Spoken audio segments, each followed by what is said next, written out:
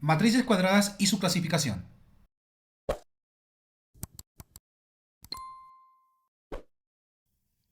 ¿Qué es una matriz cuadrada?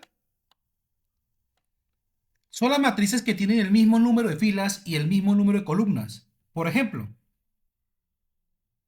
a continuación tenemos la matriz A de un orden de 2 por 2, dos filas y dos columnas. Y la matriz B en un orden de 3 por 3, tres filas, una fila, dos filas, tres filas y tres columnas. Una columna, dos columnas y tres columnas. Características de las matrices cuadradas. Primero, diagonal principal. Es la matriz formada por los elementos A11, primera fila, primera columna, A22, segunda fila, segunda columna, A33, tercera fila, tercera columna, hasta ANN. Por ejemplo, en la matriz A tenemos los elementos -4, 8, 0 y 2 en un orden de 2 por 2. Es decir, que el -4 está en la fila 1 y en la columna 1. Y el 2 está en la fila 2, columna 2. Y podremos decir que su diagonal principal sería esta, -4 y el 2. En la matriz B tenemos un orden de 3 por 3, donde su diagonal principal sería el 6, ubicado en la primera fila, primera columna, el 0, segunda fila, segunda columna y el -3, tercera fila, tercera columna. Segundo, la tasa de una matriz es la suma de los elementos de la diagonal principal. Por ejemplo, en la matriz A tenemos en la diagonal principal los elementos -4 y 2, en donde la tasa de esa matriz es la suma de esos elementos de la diagonal principal.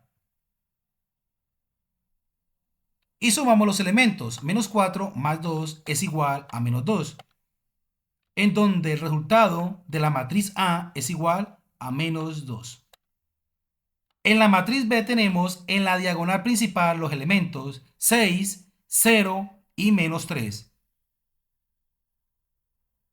Sumamos los elementos 6 más 0 menos 3 me da igual a 3 positivo. Es decir, que la matriz B es igual a 3. Tercero, matriz triangular superior.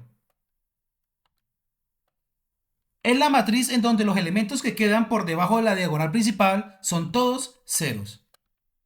Por ejemplo, en la matriz A tenemos un orden de 3 por 3, 3 filas y 3 columnas. Y como vemos, por debajo de la diagonal principal, sus elementos son todos ceros. Cuarto, matriz triangular inferior.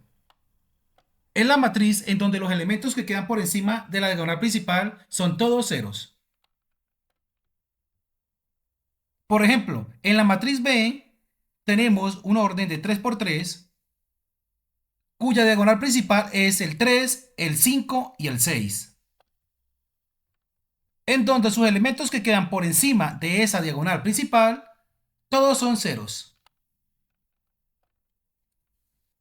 Quinta, matriz diagonal. Son los elementos que al no estar en la diagonal principal son ceros. Es decir, que tanto en la parte superior e inferior sus elementos son ceros. Por ejemplo, en la matriz A, en un orden de 2 por 2, tenemos en la diagonal principal los elementos 2 y 9. Y si miramos tanto en la parte superior como en la parte inferior, sus elementos son ceros.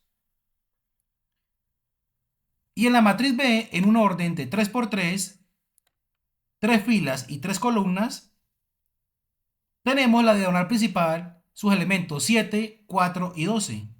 Y tanto en la parte superior y en la parte inferior de la diagonal principal, sus elementos, como miramos, son ceros. Sexto, matriz identidad o unidad. Es la matriz diagonal en la que todos los elementos de la diagonal principal son unos y los elementos en la parte superior e inferior son ceros. Tenemos la matriz identidad n, cuyo orden es de 2 por 2 y su diagonal principal es 1 y 1. Y los elementos en la parte superior es 0 y en la parte inferior es 0.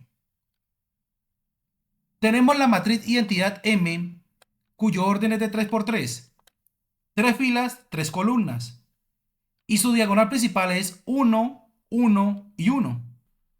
Y sus elementos en la parte superior son ceros y en la parte inferior son ceros. Séptimo, matriz escalar. Es otra matriz diagonal en la que todos los elementos de la diagonal principal son iguales.